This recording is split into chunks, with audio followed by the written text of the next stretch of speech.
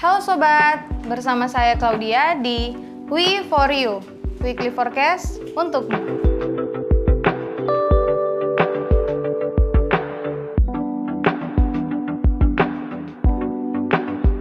Saat ini saya akan menginformasi tentang data-data penting dalam minggu ini. Berita di hari Selasa, ada claimant count change dari Inggris. Di hari Rabu ada GDP dari Inggris, ada core CPI dan CPI dari Amerika, ada employment change dan unemployment rate dari Australia. Di hari Kamis ada main refinancing rate dari Eropa dan monetary policy statement dari Eropa. Ada core CPI, core retail sales, PPI retail sales dari Amerika, ada unemployment claim dari Amerika, ada ECB press conference dari Eropa, dan industrial production dari Cina. Dan di hari Jumat, ada Empire State Manufacturing Index dari Amerika dan prelim UOM Consumer Sentiment dari Amerika. Dan di hari Minggu, ada Monetary Policy Meeting Minutes dari Australia. Nah, untuk pembahasan selanjutnya akan dilanjutkan secara fundamental dan teknikal oleh Coach Ivan. Oke, sobat trader semua, sekarang kita akan mulai bahas tentang data ekonomi yang akan rilis dalam minggu ini. Jadi, untuk saat ini semua pasar atau investor lagi menunggu data yang sangat penting di Amerika, yaitu pada hari Rabu jam 8.30 PM waktu Indonesia Tengah atau jam 7:30 malam waktu Indonesia Barat, yaitu data CPI ya. Jadi Consumer Price Index di sini kita bisa lihat diprediksi akan mengalami kenaikan yang data bulan lalu sebesar 0,2%, diprediksi forecast oleh para pakar menjadi 0,6%. Nah, jadi ini salah satu data penting ya. Dan yang kedua di sini adalah tingkat inflasi yang diprediksi naik dari 3,2%, diprediksi akan naik menjadi 3,6%. Dan ini yang akan menentukan nantinya kalau sampai tingkat inflasi mengalami kenaikan ya di atas 3,6%, itu akan ada potensi untuk suku bunga Amerika akan dinaikkan ya, yang kemungkinan itu akan dilakukan di tanggal 21 September bulan ini ya. Jadi itu akan menentukan ketika hasil aktual ini rilis. Jadi apakah nanti hasil aktual ini bisa di bawah forecast, akan lebih bagus lagi jika aktualnya itu di bawah previous ya. Jadi kalau di bawah previous, kemungkinan suku bunga untuk dinaikkan jadi semakin kecil. Tetapi ketika nanti hasil aktual ini di bawah forecast tapi masih di atas previous, ini akan membuat harga di market akan kurang begitu jelas arahnya, karena mereka para investor nantinya pastinya akan menebak-nebak apakah suku bunga akan dinaikkan atau tetap ya. Jadi hasilnya pasti belum pasti jika hasil aktual dari tingkat inflasi ini di bawah forecast. Nah, apabila di atas forecast ya pastinya suku bunga Bank Sentral Amerika akan naik. Nah, ini akan membuat harga US dollar akan menguat. Nah, ini kita tunggu hasilnya nanti ya di hari ini. Dan untuk data yang selanjutnya itu ada datang di euro, di mana di sini akan ada pengumuman suku bunga dan kebijakan moneter di Eropa ya, di mata uang euro. Dan dilanjut di hari Kamis ya jam 8.30 waktu Indonesia Tengah, di sini ada PPI. Nah, biasanya kadang kalau hasil di CPI atau inflasinya kurang begitu bagus, biasanya pergerakan justru akan terjadi di ketika rilis PPI ini ya. Jadi hati-hati ya. Jadi kalau yang untuk trading bisa pantau sampai hari Kamis ya. Jadi itu nanti akan menentukan di minggu selanjutnya ya pengumuman suku bunga ya. Jadi di tanggal 20 atau 21 dini hari ya. Jadi di sini Federal Funds Rate ini diprediksi forecastnya tetap ya, diprediksi tetap, tetapi jika nanti inflasinya kurang bagus, saya rasa aktual di sini nanti akan bisa mengalami kenaikan. Oke, ini tadi untuk fundamental. Kita akan coba ke grafik. Sebelum ke grafik, saya baru ingat untuk hari Rabu ya, di hari ini ada data ekonomi yaitu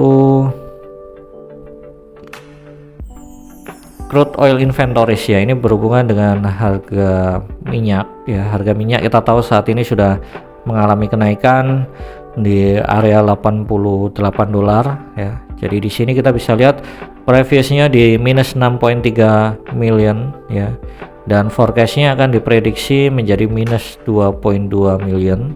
Nah, jadi kalau nanti hasil forecastnya justru di atas minus 2.2, artinya misalkan aktualnya ketemu di 1 million bukan minus lagi, positif, ini akan membuat harga minyak mengalami penurunan. Tetapi jika aktualnya di sini masih minus, bahkan lebih lebih dari 2.2 million ya, artinya minus 3 million atau minus lebih besar lagi, itu pastinya akan membuat harga minyak kembali mengalami kenaikan ya. Jadi untuk yang trading minyak bisa manfaatkan hasil data di hari ini, di hari Rabu. Untuk harga ya, jadi saya akan lihat harga emas ya. Harga emas ini sudah mengalami penurunan ya, jadi harga sudah turun cukup lumayan, mengalami koreksi. Jadi kalau kita lihat grafik dari daily ya, jadi di sini di harga daily harga emas sudah koreksi turun, dan potensi kemungkinan harga emas mengalami penurunan itu bisa di area 1891 ya. Ya. 1889 ya, ini potensi bisa mengarah ke sana. Lalu di area 1905 ini juga bisa, potensi terdekat adalah di 1905, itu kemungkinan terendah yang bisa dicapai sebelum menuju di bawah 1900 ya. Jadi kalau 1900 tertembus, kemungkinannya adalah mengarah ke 1889 ya. Ya, di 1889 ini mungkin harusnya bisa tercapai ya, 1890 1889.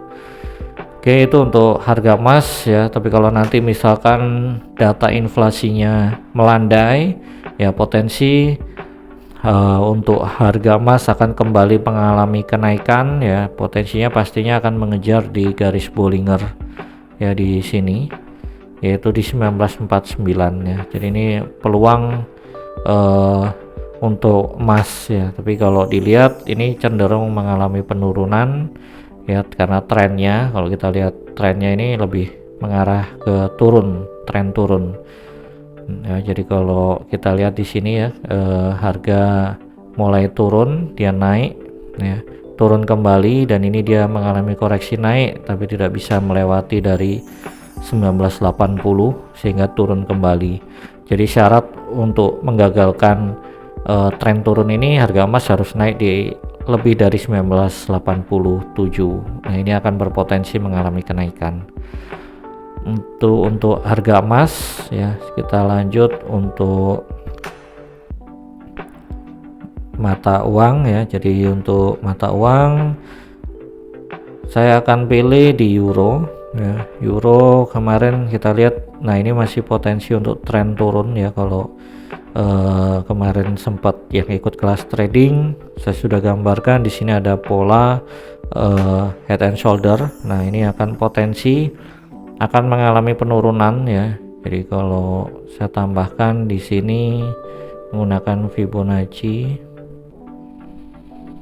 ya, area 127.2 ini sudah kecapai ya. Jadi peluang masih bisa dicapai untuk Euro USD itu di area 1.0561 untuk posisi sell, tapi hati-hati di sini ada candle ya. Kalau kita lihat di sini sudah ada candle inverted hammer, dan ini potensi euro ada peluang untuk mengalami koreksi, apalagi sudah tercapai di area 127.2 ya. Jadi ini bisa hati-hati.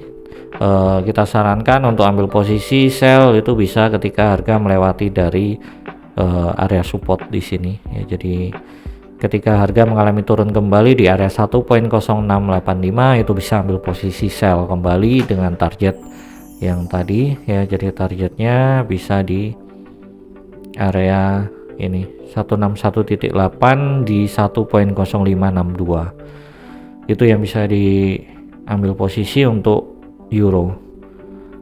Lalu untuk yang selanjutnya mungkin di pound sterling ya, saya akan ngasih gambaran. Pound sterling juga sama, ini harga sudah mengalami penurunan, dan kalau kita lihat di sini ya, saya akan coba gunakan Fibonacci-nya juga sama persis di area 127.2, dia langsung mantul. Nah, ini potensi mengalami koreksi di area 1.2599, dan kemungkinannya masih ada potensi harga akan mengalami turun sampai area 1.2265,